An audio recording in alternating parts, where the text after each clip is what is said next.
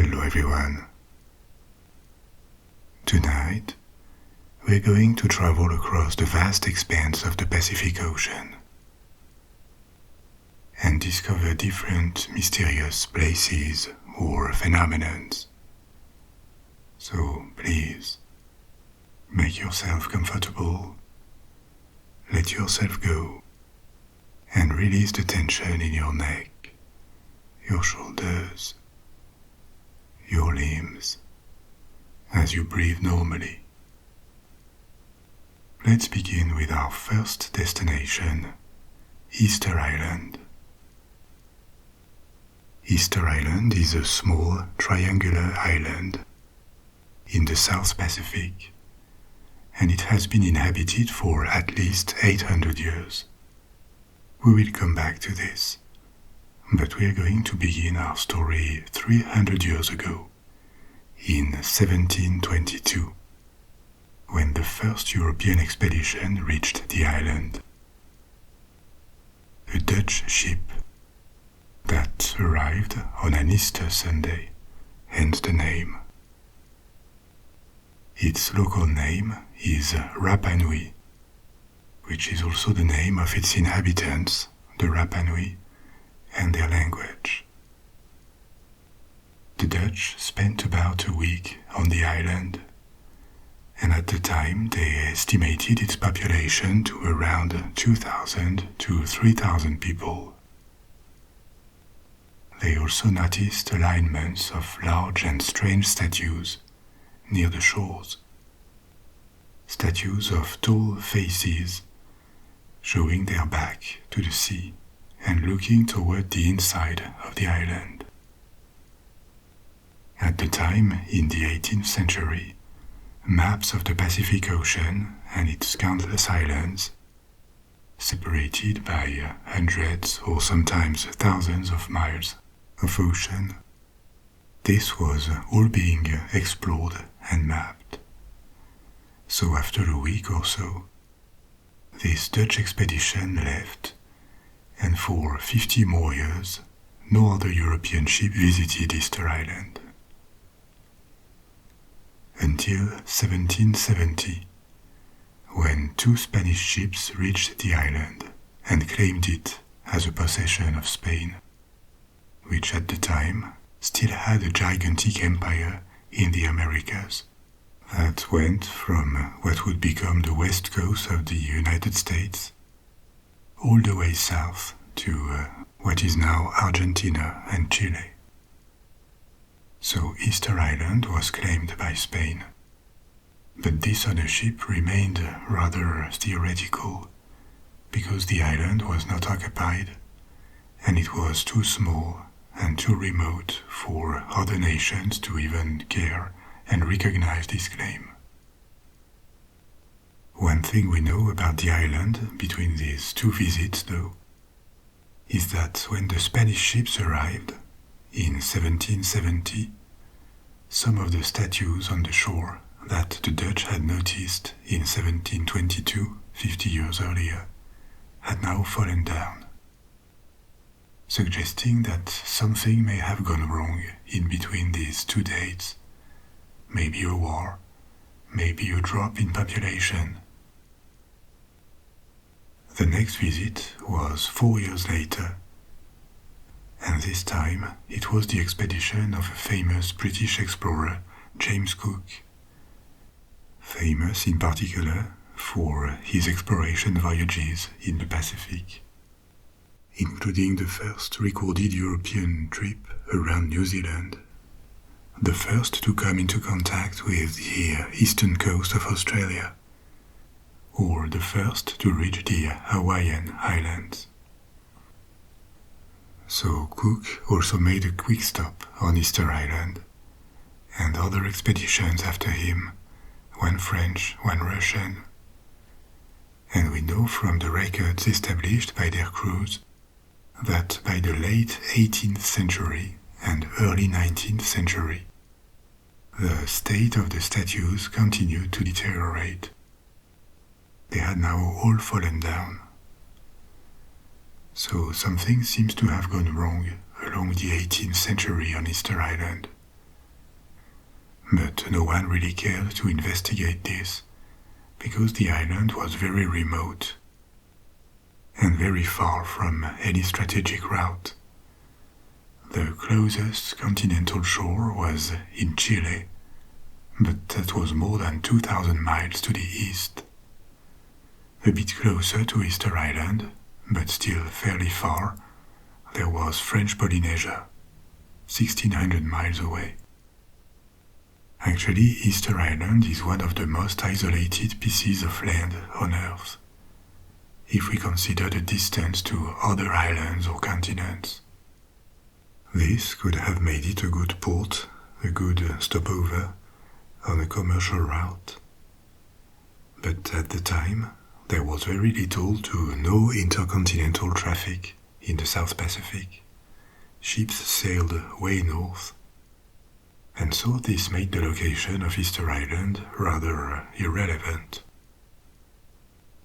At the beginning of the 19th century, Spain lost most of its American empire, as Latin American countries declared and fought for their independence. And with this loss, Spain no longer claimed Easter Island. Actually, no one did, and apart from the occasional exploration and mapping expedition, the inhabitants were left alone. Until 1860, when a human and demographic disaster struck. Raiders came from Peru, more than 2,000 miles away, raiders looking for slaves to capture and deport to the continent. Slavery had been abolished recently in Peru in 1854, and the practice had mostly disappeared, but there were still places where the law was not enforced yet, and traffickers would take advantage of this.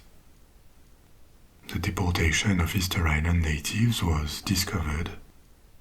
There were national and international protests against it, and after a few years, the survivors were freed and could return to their island. But with them, they brought diseases that the island had apparently always been spared, like smallpox. The natives were not protected against these bacteria and viruses, and so the population dropped and came close to disappear. By the late 1860s, only a few dozen people still lived on Easter Island, against an estimate of 1,500 a few years prior. There had already been signs of a slow decline on Easter Island before 1860. The statues had fallen down. The population had probably decreased from 2,000 to 3,000 in 1722 to half that number by 1860. But this sudden drop that almost eradicated the Rapa Nui was a complete disaster. The island was now almost empty, and in 1880 it was annexed by the closest country, Chile, to which it still belongs. So why is there a mystery here? And why is this name, Easter Island, famous around the world? For what is after all just a tiny and remote island. Easter Island is special for several reasons that started to be studied in the 20th century. First, as I told you, the island is separated from any other livable land by hundreds of miles of ocean in every direction. So how could inhabitants arrive there? Many islands around the world were discovered free of human presence, many of them much more accessible than Easter Island. So how did the first inhabitants do to cross such a distance? Second, there is this large collection of statues. Some of them are huge and can weigh up to 80 tons. There is the question of their meaning, their reason to be, but also of how an isolated group reaches such a level of technical achievement. It is generally admitted that for a human culture to reach a certain technical and cultural level, it needs to be in contact with other groups. First, to exchange ideas and practices, and second, because the probability of discoveries and innovation is much higher in larger groups, with more individuals. Generally, technical advancement comes with cities or towns. But there was nothing of this here. No contact with the outside world, a small population, because the island could not sustain more than a few thousand inhabitants at once. Obviously, it is possible to imagine that settlers arrived on the island with enough technical and cultural baggage to create these statues. But looking at the closest human populations, there is nothing similar to them. They are strikingly unique to this place. And their culture was not limited to the statues.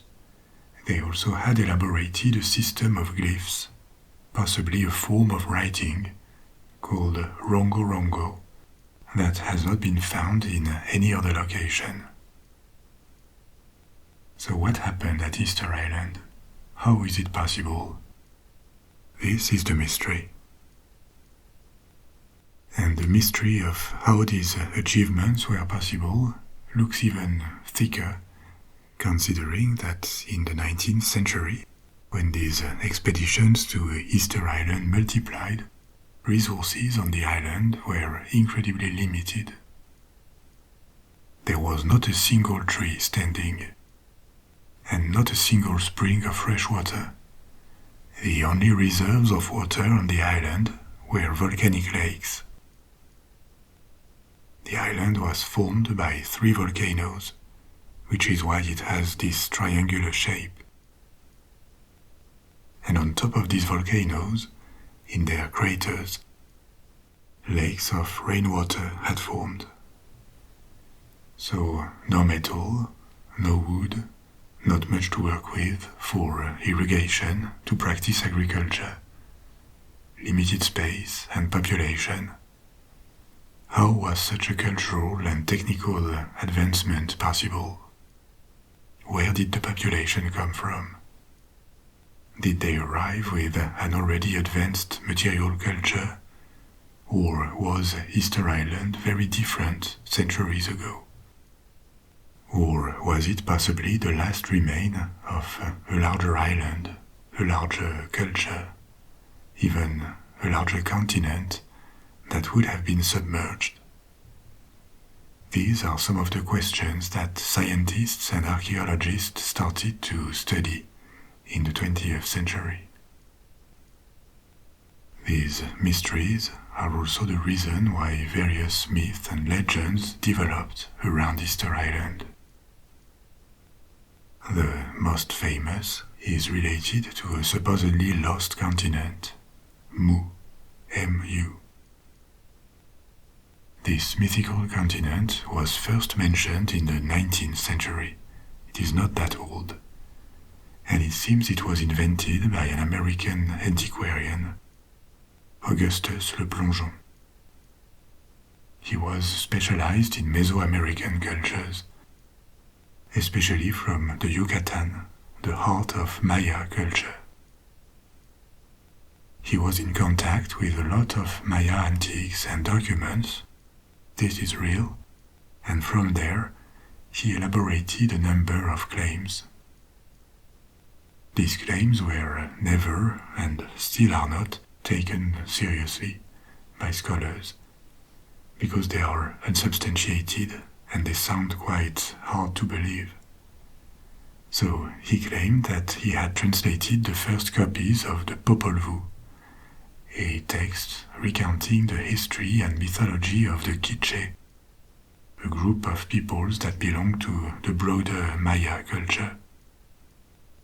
And he claimed, based on this text, that the civilization of Yucatan was actually much older than thought, even older than that of Egypt, and that it came from a lost continent. A continent that Le Plongeon located in the Atlantic, not in the Pacific. And he identified this continent as Atlantis, the well-known mythical continent. At the time, in the 19th century, Atlantis was going through a surge in popularity among occultists and pseudo-archaeologists.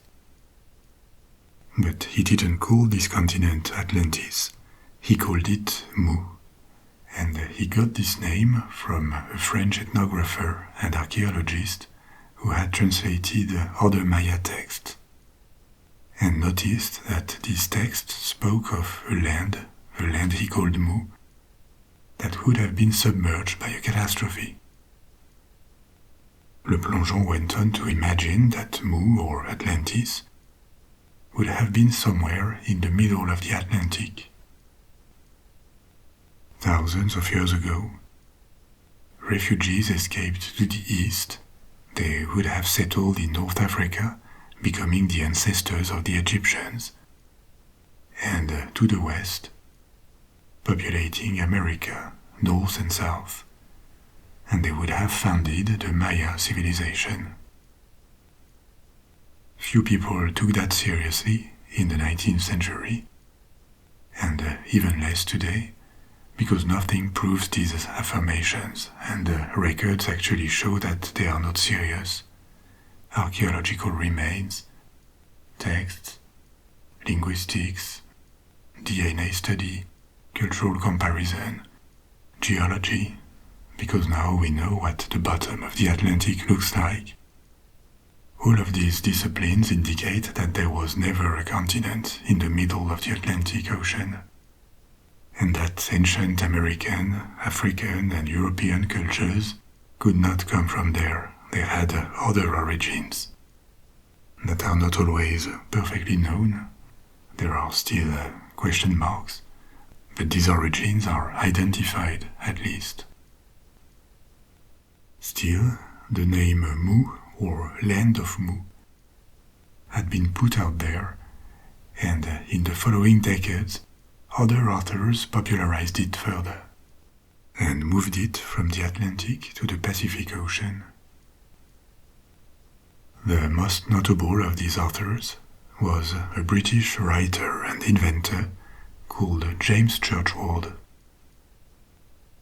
These various authors, who operated at the limits of fiction, fantasy, and alternative history, imagined different stories about Mu.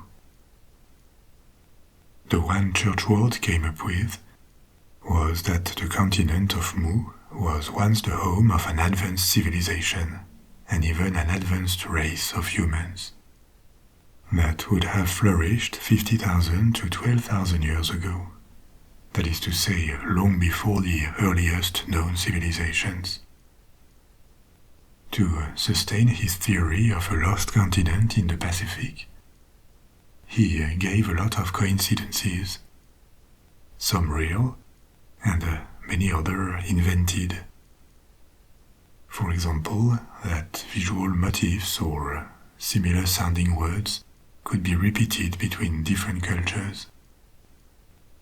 And he mentioned the Rapa Nui among them, suggesting that the Rapa Nui, the inhabitants of Easter Island, were descendants of this lost civilization, Easter Island being the southeast tip of this gigantic submerged continent. A tiny region of it that would have miraculously survived. And so the apparent advancement of Easter Island, with its glyphs, its statues, would be a decadent remain probably, of this lost civilization. The problem is that this was all invented. There was no proof, and no reason to believe that an isolated man with a lot of imagination had made such a groundbreaking discovery without even doing research on the sites he claimed to have deciphered. And it didn't help neither that other authors also came up with completely different legends about Mu. The location, the shape, the origin story, it was always different. And finally, cartography and depth sounding ruined these narratives. When the ocean floor was mapped, and it appeared that the islands that dotted the Pacific were often volcanic islands or coral islands, not the emerged parts of a landmass that would have been submerged thousands of years ago. So, probably no lost continent of Mu in the Pacific. But this was also how Easter Island's reputation as a mysterious place built up and entered popular culture. In the 20th century, the way humans, and especially the Polynesians, had colonized the Pacific was better understood too. And it appeared, based on languages and DNA, that the inhabitants of Easter Island, the Rapa Nui, were Polynesians. Like other Polynesians, they had colonized islands that were hundreds, sometimes thousands of miles apart, on relatively small boats, traveling between them with food reserves, following navigation routes thanks to their practical knowledge of astronomy. What is unknown is when the first Polynesians arrived at Easter Island. At the latest, it had to be in the 12th century. That is to say, 600 years before the first European expedition put the island on a map. We know it because the statues, they are called the moais, were dated from the 12th to the 16th centuries. But settlement on the island could have been as early as the 4th or the 5th centuries AD. We don't know. Maybe the first inhabitants arrived here as they were deliberately looking for a new land where to settle. Polynesians did this, and it is how they progressively colonized a large part of the Pacific. Or they could have arrived accidentally, if a storm or navigation error took them away from their intended destination. And after a long wandering, they would have ended on Easter Island. This is unknown. But what is certain is that once the island was occupied, it remained constantly populated, and the statues, the moais, began to be erected over a long period of 3 centuries. They also have a lot to reveal about the Rapa Nui. The moais represent human beings, obviously, stylized with big heads that appear elongated on relatively small bodies. Bodies that consist essentially of torsos with arms on the side, but no legs. Their sizes and weights vary a lot, from 5 tons up to 80 tons. There is even one estimated to weigh 200 tons and to be 69 feet tall, called El Gigante, the giant. But it was discovered still in the quarry, unfinished. It never made it to its intended destination. More than 1,000 moais were discovered, and apart from a few ones that were taken away and are now in museums, the vast majority, including the biggest, are still on Easter Island. They were sculpted, carved in volcanic stone, and always in a single block. but after they were extracted from quarries and transported to their destination, at least some of them received eyes made of coral and a kind of hat, a cylinder made of redstone called a pukao. Many moais were placed, aligned, on stone platforms that could hold up to 15 statues. And they were placed to look inland, not toward the sea. These statues on stone platforms are the ones that apparently fell off along the 18th and 19th centuries, as observed by foreign expeditions, to the point that by the mid-19th century they had all fallen. Why were these moais built? According to Rapa Nui traditions, the statues could contain the spirits of their ancestors, serve as containers, so that they stayed close to their descendants and could help them. This would be coherent with other monoliths found around Polynesia. Monoliths that are not as large as moais and not carved to look human, but a number of experts believe that there was this religious tradition in some parts of Polynesia, this funerary practice of building such monoliths to anchor the spirits of the dead, of the ancestors. The moais would be a local variation, a spectacular one, on this practice. That sounds like a seducing theory, but it is not 100% sure, because first the moais looked markedly different from other Polynesian monoliths. On other islands they don't look human.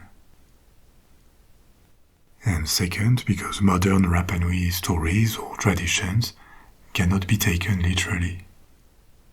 A lot of things happened on Easter Island before and after the arrival of foreign explorers.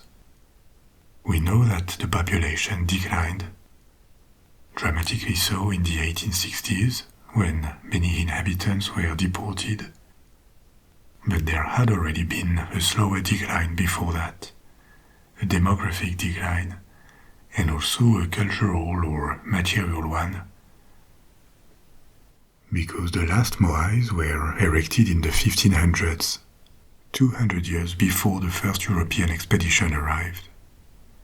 After that, along the 18th century and possibly before, the moais were no longer maintained, they all fell off.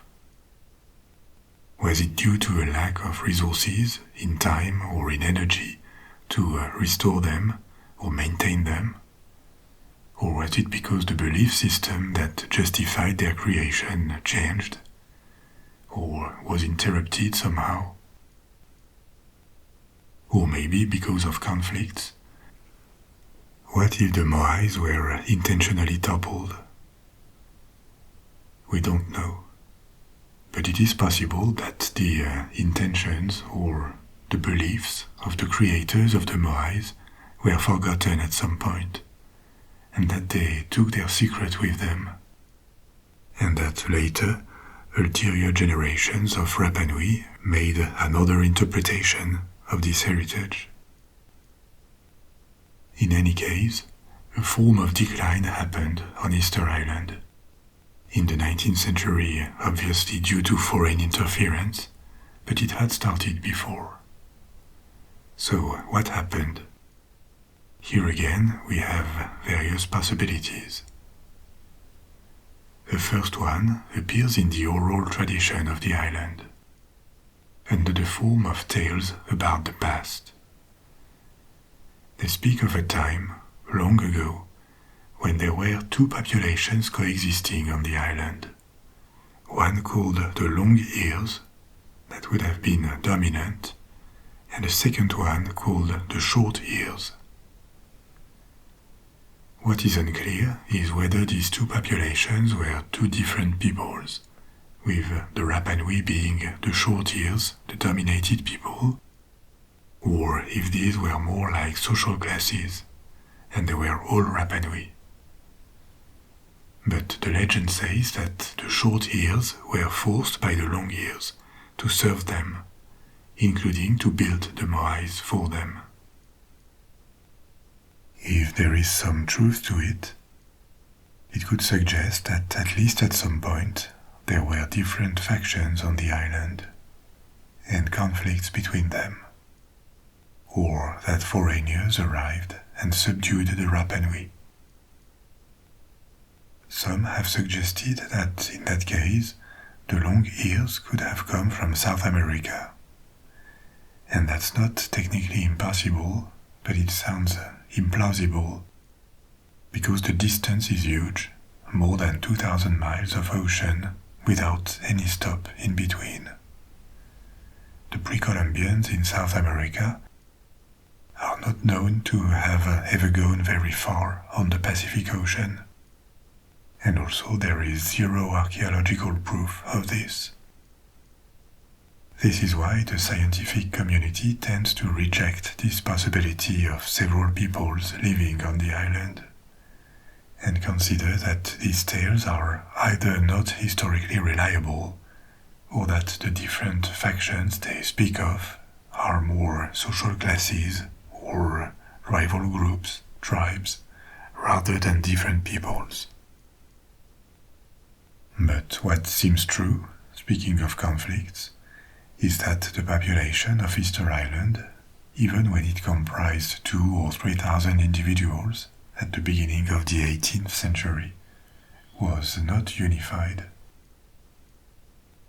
There were always clans of a few hundred people, and as the island had limited resources, as we have seen, you can easily imagine the powder keg that it could become. It seems that the clans had found a way of coexisting by sharing resources. At least this is what the first foreign account of the Rapa Nui population, the Dutch one from 1722, suggests. At the time, they had a ritual, a religious ceremony, in which every clan would choose a champion. The champions competed. They had to swim to a tiny island off the coast of the main island and bring back an egg from a nest on this island. The first one to complete the task, the fastest champion, gave his clan the role to allocate the resources among the various factions, until a new challenge was organized. This social organization dominated in the 18th century, but at the time, the creation of moais had stopped, and it seems that there had already been an economic and demographic decline on Easter Island.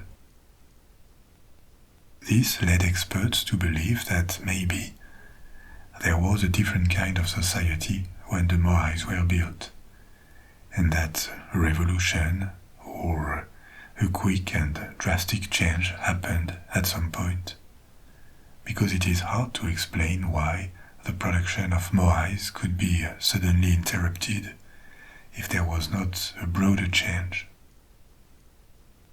An old theory of the 20th century about this is the one that explains the decline of Easter Island by an ecological collapse, an over-intensive exploitation of resources that would have ruined the island. You remember that the Dutch were surprised when they first arrived that Easter Island did not have trees. This is not common for a volcanic island in the South Pacific. Typically, such islands with a mild climate like Easter Island would be covered by forest.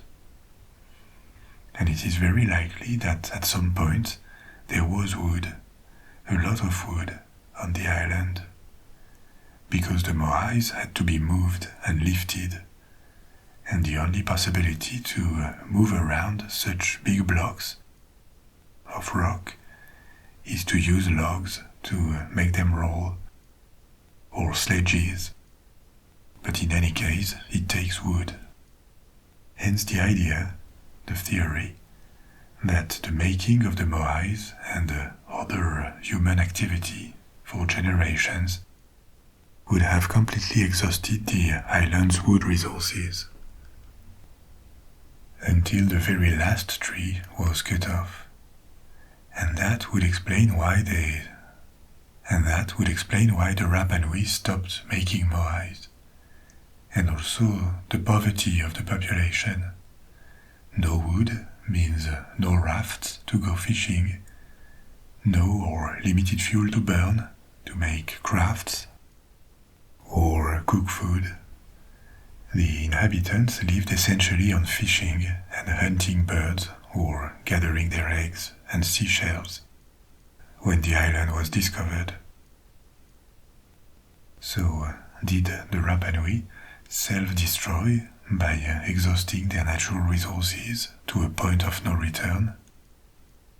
Possibly, but this has to be taken as a hypothesis, because there could also be natural causes to deforestation, including a natural phenomenon called El Niño that affects this part of the Pacific and has an impact on the weather, to the point that it can affect vegetation negatively for several years in a row.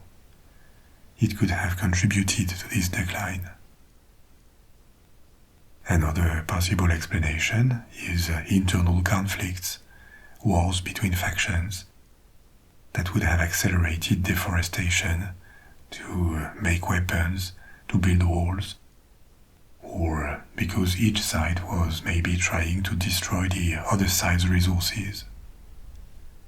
Maybe there was a combination of these factors, human-induced ecological collapse and war, possibly working as a vicious circle, each one amplifying the other. And this is the heart of the mystery of Easter Island.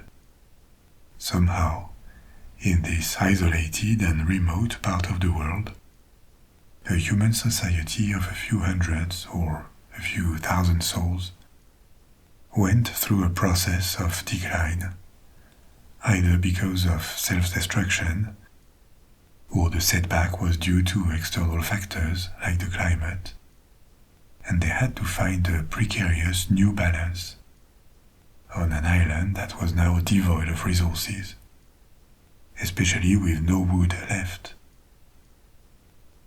And there they lived for several generations, possibly still in occasional conflicts, among the spectacular remains left by their ancestors, these extraordinary statues that dwarf any other statues around the Pacific.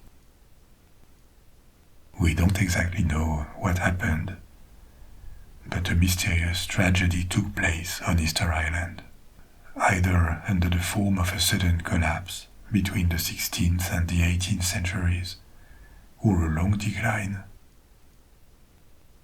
Only the moais could tell us if they could speak.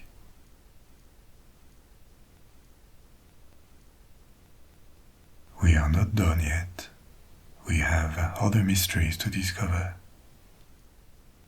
I told you about this 19th century legend that enrolled Easter Island as a remain of the legendary continent of Mu. So, speaking of legendary lost continents, let's move several thousand miles to the west, near a Japanese island called Yonaguni, to take a look at a rock formation that has sparked a lot of interest since its discovery in the 1980s. The Yonaguni Monument. Yonaguni is a small island. It has a population of a few hundred people. And even though it belongs to Japan, it is also close to Taiwan, at 60 miles or 100 kilometers east of Taiwan. It is a popular diving location, because the sea is relatively shallow there, And there is a large population of sharks, hammerhead sharks. These are small to medium-sized sharks that are generally not dangerous to men. They are not aggressive at all, and their small mouths are more adapted to eating fish than attack large prey. So divers visit this location, and in 1986, one of them noticed some strange seabed formations as he was swimming, actually resembling architectural structures like steps, possibly the base of walls, or the first levels of a pyramid maybe, or terraces. The site is 26 meters, that's about 85 feet underwater, so it is easily accessible. Shortly thereafter, a group of scientists came to examine the structure and map it. It is unusual indeed, and it looks ambiguous. Under certain angles, it could look like the ruins of a monument built in large stone blocks, like for example the pre-Columbians did in the Andes. Under other angles, it looks more like a regular natural seabed rock formation. It has straight angles forming these steps and terraces that make them look intentional. And at the same time, the whole structure, which is about 75 meters long, 220 feet, and 25 meters high, 85 feet, does not really look like any other known form of architecture.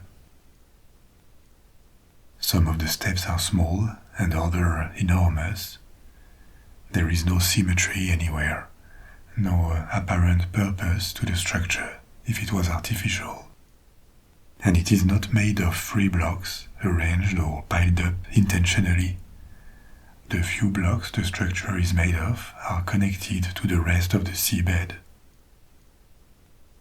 So, if it was intentional, the site would not have been really built, but rather carved into an existing rock formation, which is technically possible, but seems overly complicated. But what is also true is that this site was possibly not submerged a few thousand years ago. It could date, according to some, from the last glaciation, and when water rose, or if a seismic phenomenon happened, it would have been submerged. This is controversial and not admitted as fact by the scientific community, but it is possible, hypothetically. And the whole mystery of the Yonaguni Monument comes from these ambiguities. Was it an emerged site a few thousand years ago? Possibly. And more importantly, is it an artificial, intentional rock structure or just a natural one? The argument in favor of its artificial nature is its appearance, obviously. And yes, it is striking. At least striking at first glance, because when you start paying more attention, the structure lacks a sense of purpose. Steps do not seem to lead anywhere. And if it was the foundation of something, there should be holes to put poles in it, or stone blocks that were piled up above. But there is nothing like that. And actually, apart from the right angles of the steps, there is nothing else that looks carved in this. One possibility could be that long ago, the site served as a quarry. There was a long tradition of stone building in the nearby islands, and maybe if the site was emerged thousands of years ago, it could have provided stone blocks that would explain the shape. But a good question is, are there other sites, other rock formations in the world that are of natural origin but that look man-made or intentional? And the answer is yes. Right angles and geometric shapes in general can appear naturally. For example, walls of basaltic rock that look like organ pipes. It is a volcanic rock, and these hexagonal shapes appear when they cool down. Now, the rocks at Yonaguni are not basalt. They do not come from volcanoes. These are sedimentary. But still, various geologists that examined the site reported that it was unusual indeed, but that it could be natural. Supporters of the artificial theory argue that the general shape of the site, that looks like an oval, the number of steps, and what looks like a kind of pathway, a road around it, point to its artificial origin, and that it could have been a kind of castle or a temple or both. Defenders of this theory dated the site to at least 2,000 to 3,000 years old, up to 10,000 years old. Now these datings make a big difference if we think of their implications for archaeology. If the site was artificial and 2,000 to 3,000 years old, it would be a curiosity, indicated that this region was emerged back then and had a more developed and thought a more advanced use of stone architecture. Nothing else, because 2,000 years ago, civilizations building stone monuments already existing in Asia, especially in China. But if the site was 10,000 years old, that would be another story. It would not be compatible with the timeline established by the scientific consensus of historians and archaeologists. That's why the Yonaguni Monument quickly turned into one of the recurring arguments for pseudo-archaeological theories that generally state that civilization began way earlier than mainstream history says. These sort of narratives are not taken seriously by the scientific consensus because there is just no proof that civilizations that old ever existed in this region of the world, and a rock formation that could well be natural, that could well have been submerged only a couple thousand years ago, and that only looks artificial from a few curated angles, that is not considered credible evidence.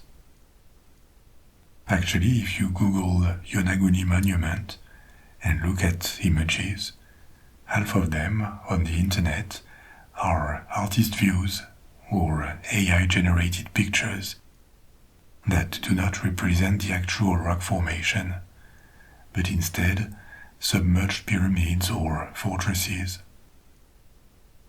And I think it is like this because if you expect to see underwater ruins, the reality of the Yonaguni Monument is rather underwhelming.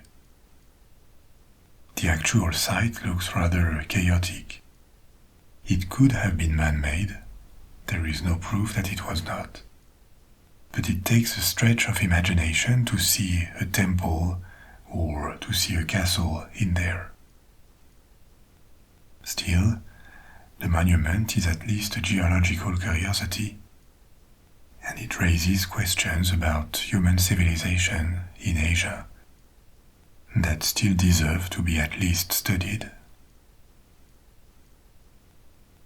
I know you like ghost ship stories, so here is one that happened in the Pacific Ocean. The story of the Joyita, an American vessel that mysteriously disappeared in 1955, only to reappear several weeks later with no crew and instead just clues about what had happened. Our story begins in 1931. The Joyita was named after a Hollywood actress of silent films, Jewel Carmen. Joyita in Spanish means little jewel. So the ship was built in Los Angeles, commissioned by a movie director, Roland West. It was of respectable dimension, 69 feet, that's 21 meters. The ship was sold to another owner in 1936. And during her first 10 years, the Joyita remained based in Los Angeles, essentially sailing along the Pacific coast from Mexico to the south to San Francisco to the north. In 1941, 2 months before the attack on Pearl Harbor, the Joyita was acquired by the US Navy and sent to Hawaii to serve as a patrol boat. She was used to patrol the big island of Hawaii and was not affected by the attack on Pearl Harbor. That's how she spent the rest of World War II as a patrol boat. When the war ended, the ship was no longer needed. Most of her equipment was removed, and she ended up being sold in 1948, returning to private owners. She changed hands a couple times again, until she ended up as a trading and fishing charter boat in Samoa, almost 5,000 miles away from her birthplace in California. And so the Joyita was now used to transport goods and passengers between islands, or occasionally fish, depending on how a profit could be made. In the 1950s, there were few small planes, helicopters were barely a thing, so these small boats that could transport a few people at a time were very useful. On October 3, 1955, the Joyita left Samoa for such a trip, bound for the Takelau Islands, that are 270 miles away. She carried 25 people, 16 crew members, and 9 passengers, including a government official, a surgeon on his way for an operation, 2 children, and a businessman.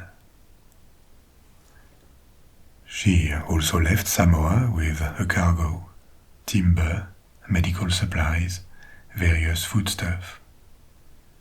The usual goods that had to be transported between islands. This voyage was expected to last 40 to 48 hours. But departure was delayed a little bit because one of the 2 engines failed. However, that was not seen as a deal breaker, as the ship could travel with only 1 engine. And so after 24 hours, as a repair would have taken too much time and there were passengers waiting, it was decided to leave Samoa on 1 engine. The ship was expected to arrive in the Tokelau Islands on the 5th of October, but it didn't. And on the 6th, a message came from the destination island, signaling that she was overdue. No distress signal had been received, even though the ship had a radio. There had been strong winds, but no storm, so that was a bit puzzling, but not necessarily alarming. Still, a search and rescue operation was launched. A large area was searched by the New Zealand Air Force for a week, but nothing was found. It seemed the Joyita had vanished, together with her crew and passengers. It could only be assumed that she had sunk for an unknown reason, and searches had to be stopped. 5 weeks passed. And in November, when the ship was now considered lost, it suddenly reappeared. A merchant ship sighted the Joyita more than 600 miles west from her scheduled route, drifting in the Pacific. The ship was partially submerged and listing heavily, but still afloat. There was no trace of any of the passengers or the crew, and some of its cargo was missing too. The recovery party noticed that the radio was tuned to the International Radio Distress Channel. So apparently, there had been an attempt to call for help. But it appeared later, when the radio was examined, that a malfunction limited its range to a few miles, which probably explained why this signal was never heard by anyone if it was ever sent. It was also noticed that all the rafts that the ship carried had gone missing, and so missed the ship's logbook, its navigation instruments and firearms that the captain kept. A doctor's bag was found on deck. There was a surgeon among the passengers, but it could be assumed that he kept his things in a cabin, so if the bag was on deck, there had been an attempt to use it somehow. And blood-stained bandages were also found, indicating that someone had been wounded at least. An investigation began to try and solve the puzzle of this ghost ship. It reminded of a famous ghost ship, the Mary Celeste. This ship that had also lost its crew in the Atlantic, and no definitive explanation was ever found as to why people had evacuated a ship that was still able to float, and was so much safer than lifeboats or rafts, apparently in a hurry. What had happened to the Joyita? 4 main hypotheses, 4 main scenarios emerged, and they all sound as a possibility with varying degrees of credibility. The first one would be that the captain died or became incapacitated for some reason, maybe a stroke or an accident, and maybe the bandages found on the deck were for him. The captain, Thomas Miller, was very experienced and familiar with the ship. He knew in particular that the hull would keep it afloat because it was really strong, and indeed, when the ship was discovered, the hull was not compromised. So, according to all sailors who knew him, there was no way he would have ordered an evacuation of the ship. The idea that he had to be dead or incapacitated comes from the fact that the ship was evacuated for no good reason. The Joyita was taken in water due to a broken pipe, but that would not have been enough to make her sink. So the scenario could be that on top of this accident of this broken pipe, he died or was badly injured and lost consciousness. The crew and the passengers would have panicked and fled on the rafts, and then they would have gotten lost, while the Joyita would have kept drifting for several weeks. That's possible, but not a perfectly convincing explanation. First, because nothing proves the captain was incapacitated, and second, because that would not explain how some of the cargo disappeared. About 4 tons were missing, and that could not have been taken on rafts, so we would have to imagine that either the passengers threw some of the cargo away for some reason, maybe in an attempt to make the ship lighter if they thought it was sinking, or that other people found the ship, took some of its cargo, but not everything, and let it go before it was finally discovered adrift.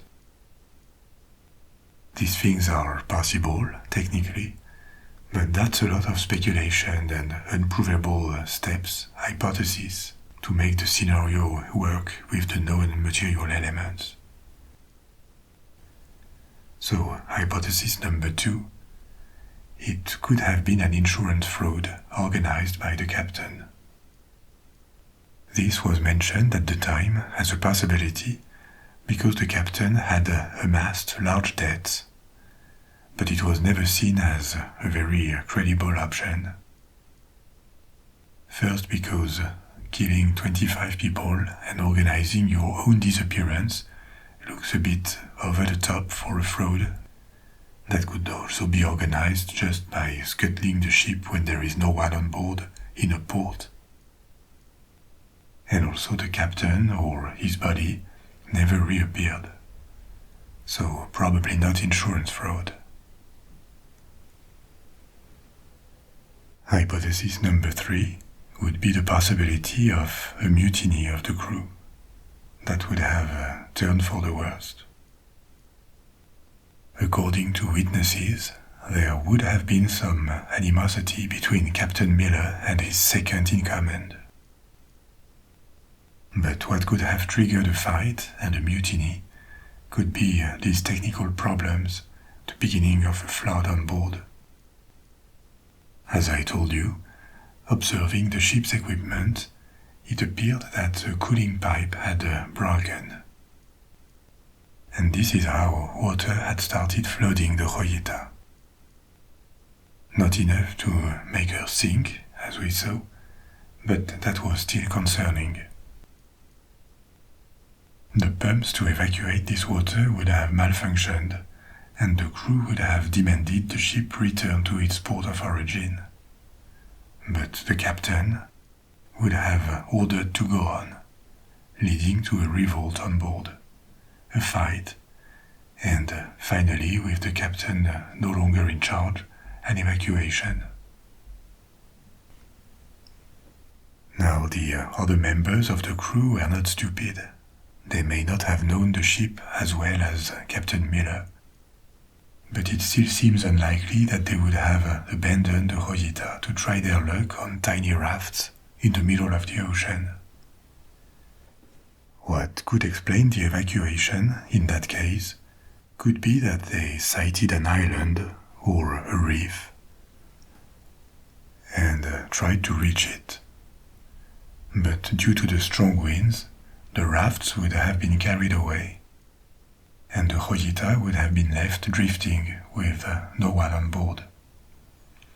Here again, it is technically possible, but it requires various intermediate hypotheses that are hard to prove. So, instead of a fight or an accident on the Joyita explaining that she was abandoned, what if she was attacked by pirates, a Soviet submarine? In 1955 we are still in a phase of high tension in the Cold War. Or, why not, by the Japanese? This theory of a Japanese attack gained credence when men clearing the Joyita found several knives that were stamped "Made in Japan." Obviously, the Second World War had been over for 10 years already. This was not a conventional attack, but two theories circulated at the time.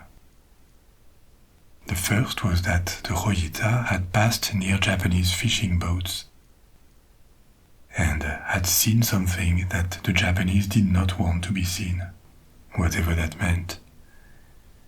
At the time, the anti-Japanese sentiment in Oceania and the entire West Pacific was still relatively strong.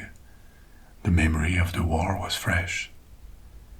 Or, option number 2, the Joyita had been attacked by Japanese soldiers operating from an isolated island base, because they didn't know the war was over, or they did not accept to stop fighting.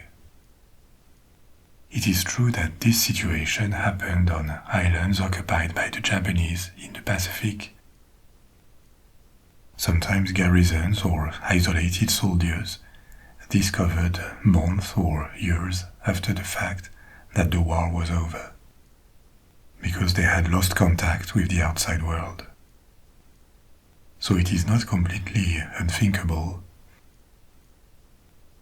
But no such secret base was ever found nearby, including in the decades following these events.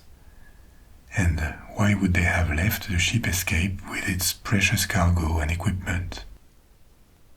Actually, the rumor that it was the Japanese quickly deflated when the knives were tested, and it appeared that they were old and broken, probably left on board in the late 1940s, at a time when the ship was used for fishing. For the same reason, the absence of proof, the theory of a Soviet submarine attack was discarded. A small merchant vessel with no one special on board, no weapon, no valuable cargo. That was not an attractive target for a Soviet warship. Remains the possibility of an attack by modern-day pirates.